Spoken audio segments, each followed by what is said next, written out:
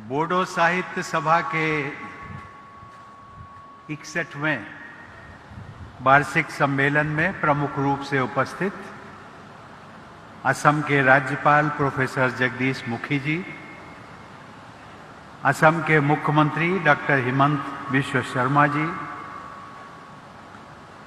सिक्किम के मुख्यमंत्री श्री प्रेम सिंह तमंग जी, मेघालय के मुख्यमंत्री श्री कॉनराड संगमा जी, विधानसभा के अध्यक्ष श्री विश्वजीत दैमारी जी, असम के cabinet minister Shri UG Brahma ji, Rajya Sabha सांसद Shri Rwngwra Narzary ji, Bodoland territorial council के chief executive member Shri Pramod Boro ji, साहित्य सभा के सम्मेलन के अध्यक्ष श्री तोरेन बोरो जी, बोडो साहित्य सभा के महासचिव श्री प्रशांत बोरो जी, ऑल बोडो स्टूडेंट्स यूनियन के अध्यक्ष श्री दीपेन बोरो जी, अन्य विशिष्ट अतिथिगण, इस पंडाल में उपस्थित सभी देवियों, सज्जनों और नौजवान साथियों, खुलुम बाय।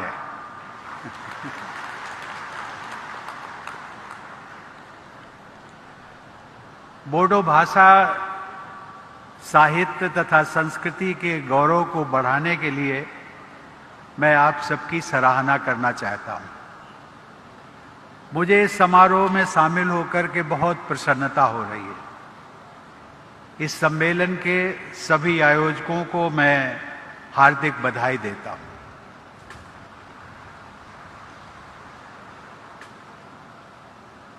और इस सम्मेलन में जो आप लोग आए हैं, आने वालों का अभी तांता लगा हुआ है। मैं बाएं तरफ अपने देख रहा था कि अभी भी लोग आ रहे हैं और मुझे लगता है कि जाने वाले कम है, आने वाले अधिक है। एक चीज मैंने और ऑब्जर्व की, बाएं हाथ पर जो बैरिकेड्स लगे हुए हैं, प्रातः जब कार्यक्रम शुरू हुआ तो बैरिकेड्स के बीच में, बैरिकेड से आगे हटकर के बहुत सारा गैप था और पश्चात में देखता गया कि लोग आते गए और विशेष करके हमारी बहनों, बेटियों में इतना उत्साह दिखा कि उनको, जो हमारे वॉलंटियर्स थे, उन्होंने बैरिकेड्स को क्रॉस करके उन हमारी बहनों और बेटियों को आगे बिठाया। ये एक मैं दृश्य आपके सामने रख रहा हूं कि बोडो भाषा साहित्य सम्मेलन जो आयोजन हो रहा है, उस आयोजन के प्रति लोगों में आकर्षण कितना है। देवियों और सज्जनों, मुझे बताया गया है कि असम में लगभग 35 लाख लोग बोडो भाषा बोलते हैं। असम के अलावा बोडो भाषा बोलने वाले लोग पश्चिम बंगाल, मेघालय, अरुणाचल प्रदेश, सिक्किम, नागालैंड और त्रिपुरा और यहां तक कि बांग्लादेश और नेपाल में भी निवास करते हैं।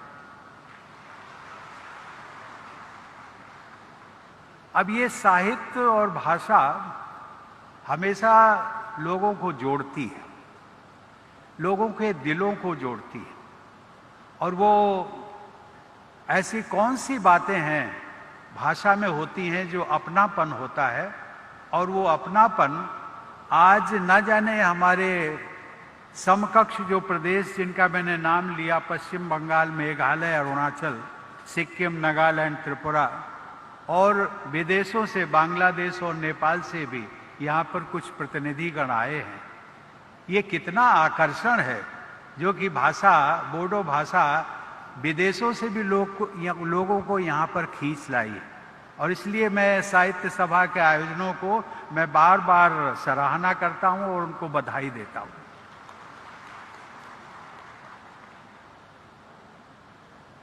आप सब लोगों ने देखा मुझे भी देखकर प्रसन्नता हुई कि सिक्किम तथा मेघालय के मुख्यमंत्री भी इस समारोह में उपस्थित हैं। मेघालय के मुख्यमंत्री संगमा जी का उद्बोधन भी हम सब लोगों ने सुना और सिक्किम के मुख्यमंत्री प्रेम सिंह तमांग जी से मैं पूछ रहा था कि आप क्यों नहीं बोल रहे, तो उन्होंने कहा नहीं, ये कार्यक्रम तो अभी चलने वाला है और मैं बोलूंगा। मैंने कहा बहुत अच्छा है, क्योंकि मेरे समक्ष आप बोलते तो समय सीमा रहती और जब मैं चला जाऊंगा तो आप खुल करके बोलिएगा। ये भी मुझे प्रसन्नता की बात है कि जैसा मैंने अभी उल्लेख किया कि बांग्लादेश और नेपाल के बोडो भाषी प्रतिनिधि भी यहाँ उपस्थित हैं। मित्रों, इसी वर्ष मुझे बताया गया कि जनवरी में तामुलपुर जिले का गठन हुआ है।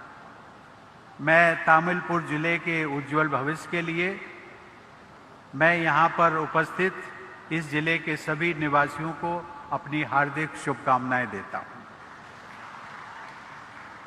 केंद्र सरकार और पूर्वोत्तर के राज्यों की सरकारों के मिले जुले प्रयासों से इस क्षेत्र में सौहार्द और शांति का वातावरण और भी मजबूत होता जा रहा है।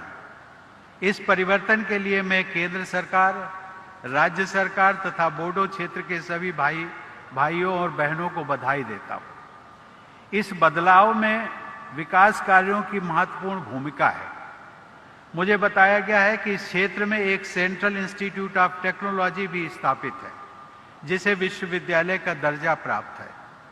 कोकराझार में स्थित बोडोलैंड यूनिवर्सिटी, जिसके चांसलर राज्यपाल महोदय स्वयं हैं, तथा अनेक महाविद्यालयों और पॉलिटेक्निक्स में विद्यार्थीगण उच्च शिक्षा प्राप्त कर रहे हैं और अपने उज्जवल भविष्य की राह बना रहे हैं। इसके अलावा अनेक उच्च शिक्षण संस्थानों की भी स्थापना को मंजूरी दी गई है। यह प्रसन्नता की बात है कि इस सभा स्थल के क्षेत्र में एक मेडिकल कॉलेज भी स्थापित किया जाएगा। देवियों और सज्जनों, असम के राज्यपाल प्रोफेसर जगदीश मुखी जी के मार्गदर्शन तथा मुख्यमंत्री डॉक्टर हिमंत विश्व शर्मा के नेतृत्व में असम की जनता के हित में अनेक कार्य किए जा रहे हैं। विकास तथा जन कल्याण के ऐसे कार्यों के लिए मैं राज्य सरकार की पूरी टीम की सराहना करता हूं। मुझे बताया गया है कि विधानसभा के अध्यक्ष श्री विश्वजीत दैमारी ने भी बोडो भाषा के प्रचार और प्रसार के लिए इस सम्मेलन के आयोजन में अपना महत्वपूर्ण योगदान दिया है। मैं श्री दैमारी जी को भी साधुवाद देता हूं। देवियों और सज्जनों, बोडो समाज के लोगों से मेरा पुराना रिश्ता रहा है। मेरे लिए बोडो संस्कृति और भाषा से संपर्क कोई नई बात नहीं है। मुझे याद है कि जब मैं राज्यसभा सांसद था, तब इस क्षेत्र के कई जनप्रतिनिधियों के साथ मेरा मिलना जुलना होता था।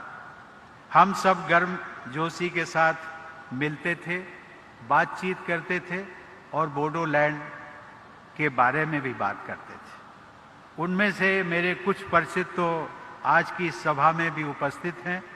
उदाहरण के लिए यहाँ उपस्थित श्री यूजी ब्रह्मा ने न केवल एक जनप्रतिनिधि और राज्यसभा सदस्य के रूप में, बल्कि असम सरकार में मंत्री के रूप में भी अपनी पहचान बनाई है, बल्कि वे साहित्य अकादमी पुरस्कार से भी सम्मानित किए जा चुके हैं। इसके अतिरिक्त लोकसभा में इस क्षेत्र का प्रतिनिधित्व करने वाले तत्कालीन उस समय एक सांसद हुआ करते थे, श्री एस.के. बासुमतारी। उनका भी मैं नाम आज लेना चाहूँगा। वो मेरे अच्छे मित्र थे और उनकी विशेषता ये थी कि जब हम लोग उनको नमस्ते कहते थे तो वो नमस्ते का उत्तर हमेशा जय बोडोलैंड बोलकर दिया करते थे। देवियों और सज्जनों, मुख्यमंत्री जी ने अभी कहा कि सामान्यतया राष्ट्रपति किसी राज्य में 3 महीने के अंतराल में नहीं आते हैं। ये बात सच है। ऐसा नहीं है कि राष्ट्रपति को आना किसी राज्य में अच्छा नहीं लगता है, लेकिन कुछ मर्यादाएं भी होती हैं और उन मर्यादाओं के कारण संभवतः आना संभव नहीं हो पाता है। लेकिन मैं मुख्यमंत्री जी, आपका, असम के लोगों का, उनमें बोडो लैंड के भी टेरिटोरियल काउंसिल के लोगों का जो मुझे प्यार और सम्मान बीच बीच में मिलता रहता है, वो मुझे बार बार खींच भी लाता है और इसीलिए मैं 3 महीने के अंतराल में दोबारा फिर आ गया। मित्रों, मेरा ध्यान इस बात पर भी गया कि मई का महीना बोडो भाई बहनों के लिए अत्यंत महत्वपूर्ण होता है। हर साल 1 मई को आप सब बोडोफा उपेंद्र नाथ ब्रह्मा जी की पुण्यतिथि मनाते हैं, जो आज से 3 दिन पहले ही थी। बोडोफा ने जियो और जीने दो का जो महान संदेश था उसको प्रसारित किया था। बोडो आत्मगौरव के प्रति सचेत रहते हुए सभी समुदायों के साथ सद्भाव बनाए रखने का बोडोफा का संदेश हम सभी के लिए एक मंत्र जैसा है। मैं उनके संदेश को उन्हीं के शब्दों में ठीक ठाक तो नहीं कह सकता, लेकिन उनके संदेश को बोडो भाषा में दोहराने का प्रयास जरूर करूंगा। उन्होंने कहा था, थांग आरो थाना नहीं थानो हा। देवी और सज्जनों, शिक्षा के माध्यम के रूप में बोडो भाषा को मान्यता देने का उत्सव वर्ष 1963 से प्रतिवर्ष 18 मई को मनाया जाता है। आज से लगभग 15 दिन बाद आप सब वह उत्सव भी मनाएंगे। उस महत्वपूर्ण उत्सव की मैं आप सबको अग्रिम बधाई भी देता हूं। देवियों और सज्जनों, बोडो भाषा साहित्य तथा संस्कृति के उत्थान हेतु लगभग 70 वर्षों से अमूल्य योगदान देने के लिए बोडो साहित्य सभा का प्रयास उल्लेखनीय है। सभा के संस्थापक अध्यक्ष स्वर्गीय जयभद्र हागजेर तथा महासचिव सोनाराम थाउसेन ने बोडो भाषा के महत्व और मान्यता में वृद्धि करने के लिए सराहनीय प्रयास किए थे। स्कूली शिक्षा के माध्यम के रूप में बोडो भाषा के प्रयोग को स्वीकृति दिलाने तथा उच्च शिक्षा में बोडो भाषा को स्थान दिलाने जैसे प्रयासों में बोडो साहित्य सभा ने अग्रणी भूमिका निभाई। आप लोगों के प्रयास के फलस्वरूप बोडो भाषा को असम राज्य की एसोसिएट ऑफिशियल लैंग्वेज का दर्जा भी प्राप्त हुआ है। बोडो भाषा और साहित्य को आगे बढ़ाने वाले महानुभावों का इतिहास बहुत प्रेरणादायक है। 20वीं सदी के आरंभ में बोडो पुनर्जागरण के जनक गुरुदेव श्री कालीचरण ब्रह्मा ने समाज में व्याप्त कुरीतियों को दूर करने के प्रयासों के साथ साथ आधुनिक शिक्षा व सांस्कृतिक चेतना का भी प्रसार किया था। श्री रूपनाथ ब्रह्मा ने बोडो पुनर्जागरण की धारा को आगे बढ़ाते हुए बोडो भाषा और साहित्य को समृद्ध किया। बोडो भाषा और साहित्य के विकास में बीबर नामक पत्रिका का भी बहुत महत्वपूर्ण योगदान माना जाता है, जिसका प्रकाशन आज से लगभग 100 वर्ष पहले सन 1924 में शुरू हुआ था। उसके संपादक श्री सतीश चंद्र बासुमतारी ने उस पत्रिका के माध्यम से बोडो समाज, भाषा और साहित्य में एक नई जागृति उत्पन्न की थी। देवियों और सज्जनों, श्री मदाराम ब्रह्मा ने बोडो नाटक और कविता के साथ साथ शिक्षा और समाज सुधार के क्षेत्र में अपनी छाप छोड़ी थी। पद्मश्री का सम्मान प्राप्त करने वाले बोडो समुदाय के प्रथम व्यक्ति के रूप में उनका विशेष स्थान है। साहित्य अकादमी पुरस्कार से सम्मानित श्री विजेंद्र कुमार ब्रह्मा बोडो साहित्य सभा के अध्यक्ष भी रहे। प्रखर सामाजिक चेतना से युक्त साहित्य की रचना करने वाले तथा बोडो साहित्य सभा के पूर्व अध्यक्ष डॉक्टर कामेश्वर ब्रह्मा को सन 2016 में पद्मश्री से सम्मानित किया गया था। सन 2005 में साहित्य अकादमी पुरस्कार से सम्मानित डॉक्टर मंगल सिंह हाजोवरी को वर्ष 2021 के लिए पद्मश्री से अलंकृत करने का सुअवसर मुझे भी प्राप्त हुआ था। इस संदर्भ में मैं ये भी कहना चाहूँगा कि मंगल सिंह हाजोवरी और नीलकमल ब्रह्मा जैसे अनेक बोडो रचनाकारों ने पर्यावरण को बचाने की चिंता से प्रेरित रचनाएं की हैं। मानवता के समक्ष उपस्थित ऐसी गंभीर चुनौती के विषय पर लेखन करना बोडो साहित्य की प्रासंगिकता का प्रभावशाली उदाहरण है। बोडो साहित्य को अनेक रचनाकारों ने समृद्ध किया है, जिनमें से समय के अभाव के कारण कुछ नामों का ही मैंने उल्लेख किया है। देवियों और सज्जनों, बोडो और असमिया भाषाओं और संस्कृतियों के बीच सौहार्द के उदाहरण के रूप में मैं श्री सीतानाथ ब्रह्मा चौधरी का भी उल्लेख करना चाहूँगा। वे बोडो और असमिया दोनों ही भाषाओं में उत्कृष्ट लेखन करते थे। वे असम साहित्य सभा के अध्यक्ष चुने गए। यही नहीं, उनके नाम पर असम साहित्य सभा द्वारा सीतानाथ ब्रह्मा चौधरी पुरस्कार भी दिया जाता है। बोडो अस्मिता तथा अन्य समुदायों के साथ सौहार्दपूर्ण सह अस्तित्व का आदर्श सीतानाथ ब्रह्मा चौधरी के जीवन और कृतियों में भी देखा जा सकता है। बोडो भाषा की रचनाओं के आधार पर अब तक 17 रचनाकारों को साहित्य अकादमी पुरस्कार प्रदान किए जा चुके। मैंने देखा है कि उनमें 10 पुरस्कार कविता की पुस्तकों के आधार पर दिए गए।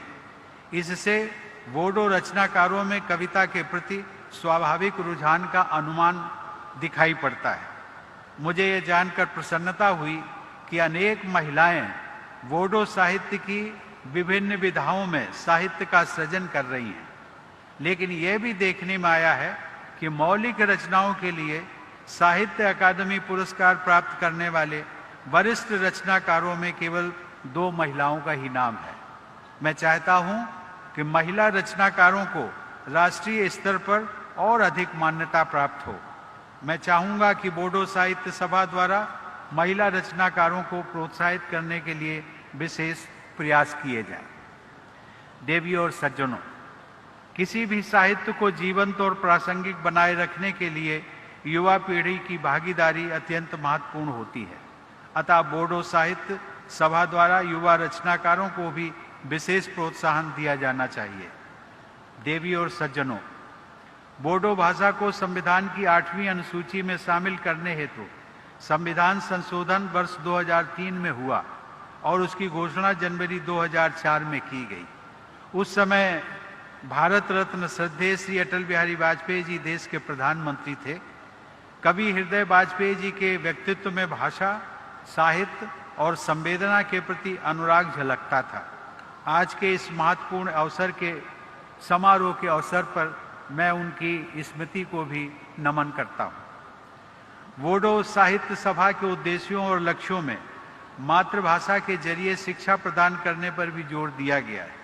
आपकी सभा का यह उद्देश्य राष्ट्रीय शिक्षा नीति 2020 में यह निहित मूलभूत सिद्धांतों के अनुरूप भी है। इस शिक्षा नीति में भी मातृभाषा को शिक्षा के माध्यम के रूप में अपनाए जाने की सिफारिश की गई है। मुझे यह जानकर प्रसन्नता हुई कि बोडो भाषा में अन्य भाषाओं की रचनाओं का अनुवाद बड़े उत्साह के साथ किया जा रहा है। यह किसी भी जीवंत साहित्यिक समुदाय की पहचान है। मुझे विश्वास है कि ऐसे अनुदित साहित्य से बोडो भाषा के पाठकों को अन्य भारतीय भाषाओं के साथ साथ विश्व साहित्य से परिचित होने का अवसर मिलेगा। मुझे यह भी जानकर प्रसन्नता हुई कि साहित्य अकादमी, संगीत नाटक अकादमी, ललित कला अकादमी, केंद्रीय हिंदी निदेशालय, भारतीय भाषा संस्थान तथा वैज्ञानिक एवं तकनीकी शब्दावली आयोग जैसे केंद्र सरकार के संस्थान बोडो भाषा के प्रसार में अपना महत्वपूर्ण योगदान दे रहे हैं। मित्रों, भाषा भाषा होती है। जैसा कि मैंने पहले भी उल्लेख किया, चाहे वो व्यक्ति विशेष की भाषा हो या व्यक्तियों के समुदाय की भाषा।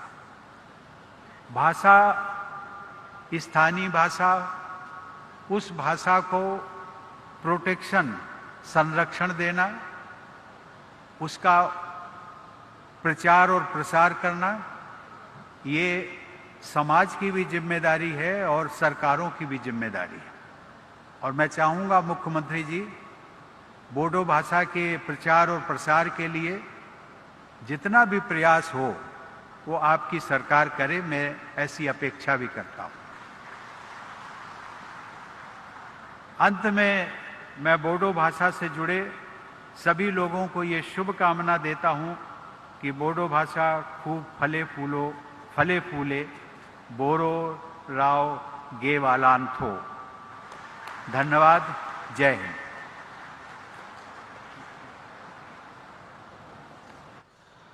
धन्यवाद माननीय राष्ट्रपति जी, हम सदा ही आपके आभार रहेंगे।